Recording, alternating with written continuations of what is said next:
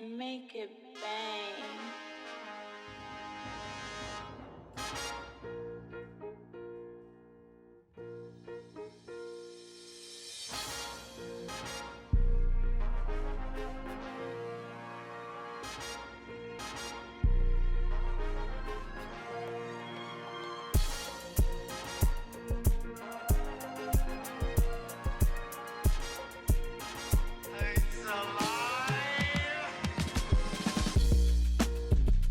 All right, guys, welcome back to the channel.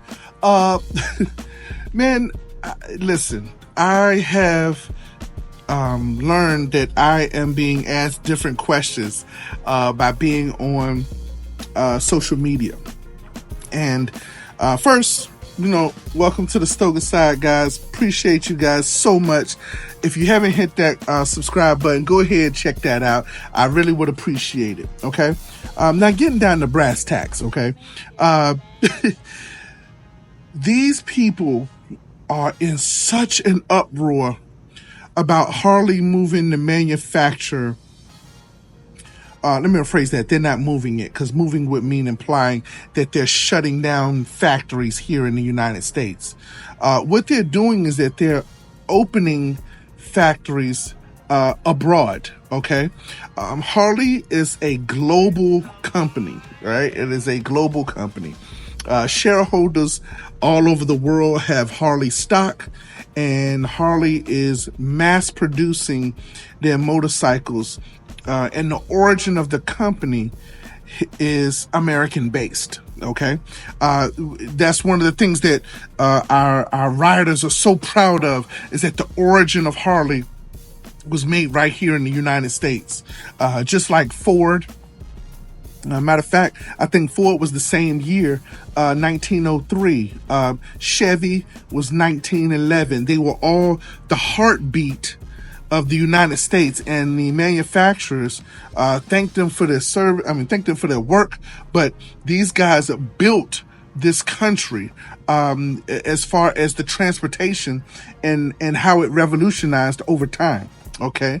But companies want to expand and explore. Now, the two main factories that Harley had here in the United States are in Pennsylvania and in Wisconsin. Okay. Those are where we mass produce our motorcycles, all of the different types. Okay.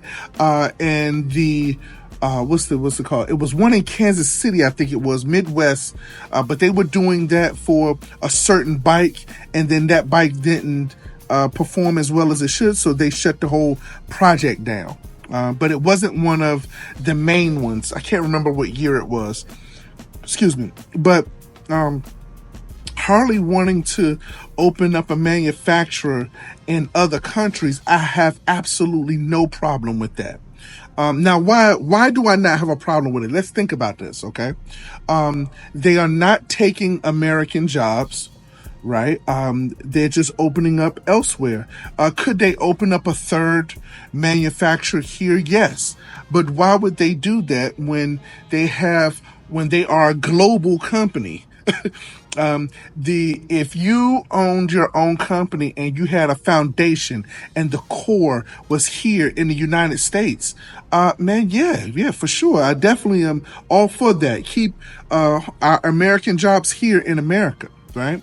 But once you start to decide to branch out to Europe, if you're in the United States, or if you're in North America, be it Canada, Mexico, South America, if you're deciding to branch out overseas to go into a different clientele, or to open up your product to more people, because that's what every big group wants to do, man, yes, you have to have infrastructure set up in those countries in order to be able to produce those motorcycles. Now, the rumor is that they're going to be only Rev Max motors made in the facility, in the new facility that's coming up. I heard it's in Thailand. I'm not sure, but somewhere over there in Asia, they are looking to do a a facility. But once again, guys, like I said, I am not opposed to it.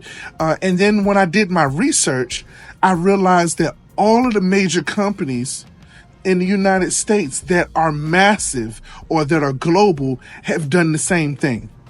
Right?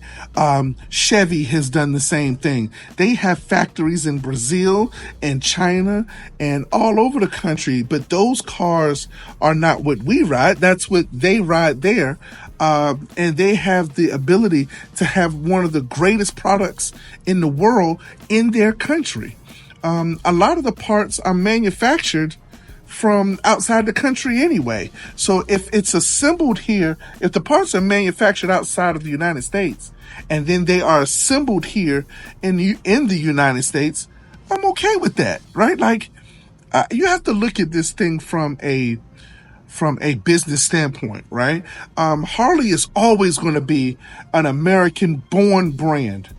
It is going to be a brand that is deep into the fabric of the United States. It's actually, it's not even the first. It's one of the first motorcycles that were ever made.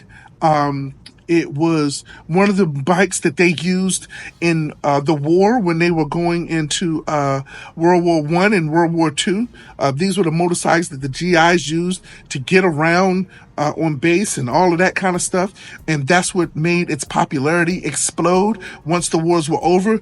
When the guys came back to the States, they wanted to ride Harley Davidsons. That's how Harley surpassed other organizations. Okay. And that's just a factual statement of what happened there. But once again, Colgate, who has been around longer than Harley, has manufacturers all over. And that is probably one of the oldest American-made companies in the world, right? Chevy, Ford has manufacturers all over the world, right? And nobody gets on these guys like they do Harley. Like, I don't get it.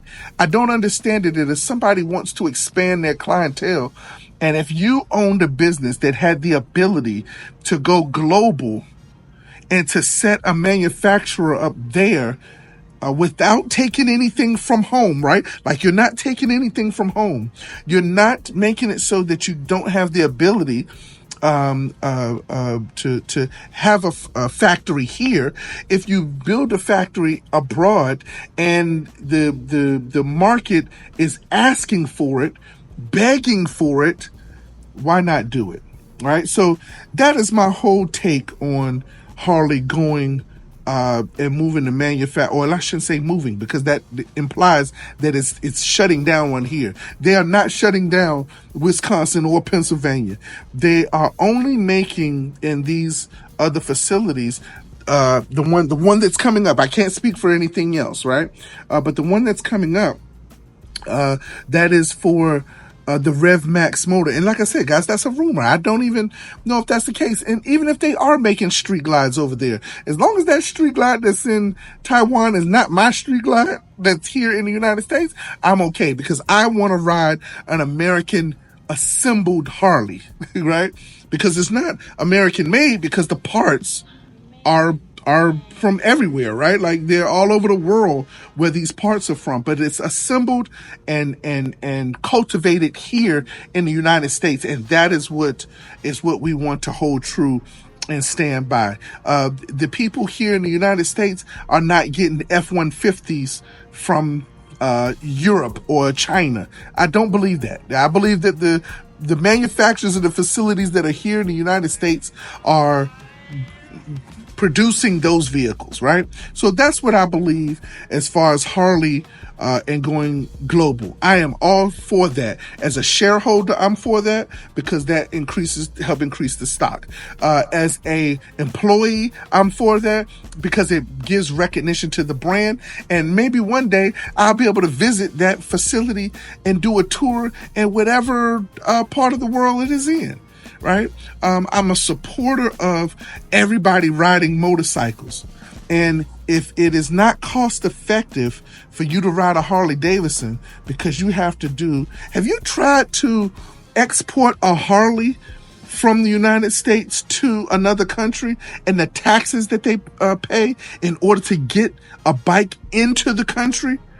I'm talking about some countries can't even take a brand new Harley Davidson in it, right? So if they had a facility in their own country, they wouldn't be exposed to that, right? Everybody should be able to ride Harley. Like, that is like a lifestyle. It is a culture. It is a thing that I adamantly produce or adamantly support everybody riding a Harley Davidson, right? So manufactured there, wherever, doesn't really matter to me. Like I said, I said what I said for a reason, and I stand by that.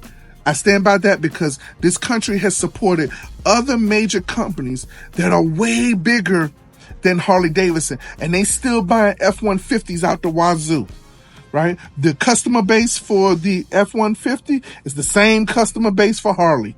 The same customer base that's for Chevy, that same type of customer. It's the predominant. It's the same thing, right? That's the reason why Harley and Ford merged together and made the Harley F-150. It's because the clientele is the same.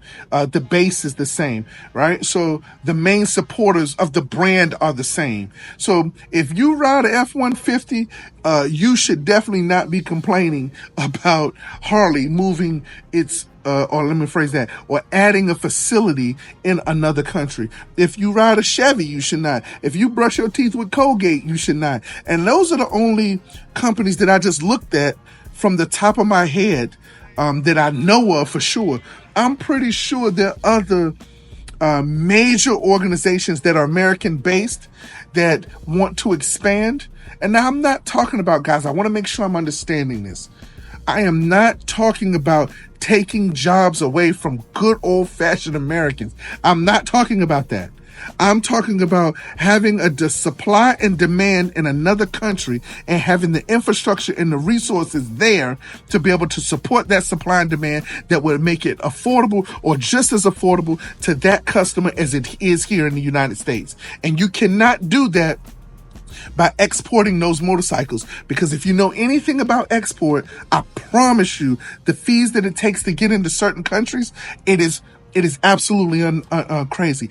I used to do export for a while, and some of these countries charge 40% tax to get a bike in.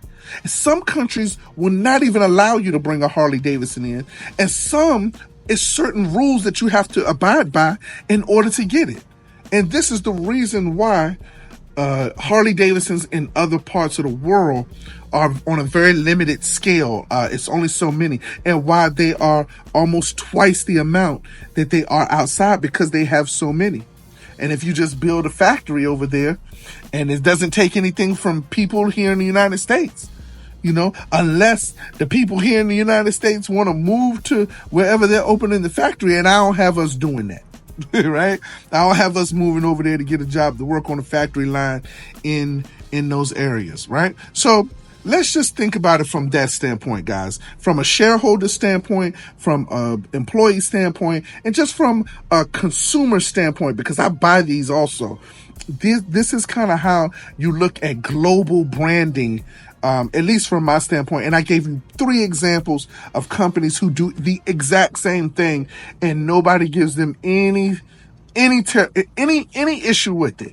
And it's one of the most iconic brands of all time, right? So once again, guys, that's my take on Harley Davidson having facilities outside of the United States. I will be talking more about this on my podcast coming up. Stay tuned for the date and time. I will be releasing it. I have one more thing that I'm trying to get squared away, okay? So we appreciate you guys. Thank you for subscribing. Once again, I want you to like, comment, subscribe to the channel. I appreciate all of your support, man. All of the donations that you guys have sent to the channel, man. Oh man, thank you so much, right? And all it is to do is designed to give away more gifts. We have more gifts on every podcast that I post up. I will have one of the 7 gifts on there. If you don't know about the 7 gifts, watch my 100th episode and you'll see what I'm referring to. All right. Appreciate you guys. Have a happy holiday. Let's go.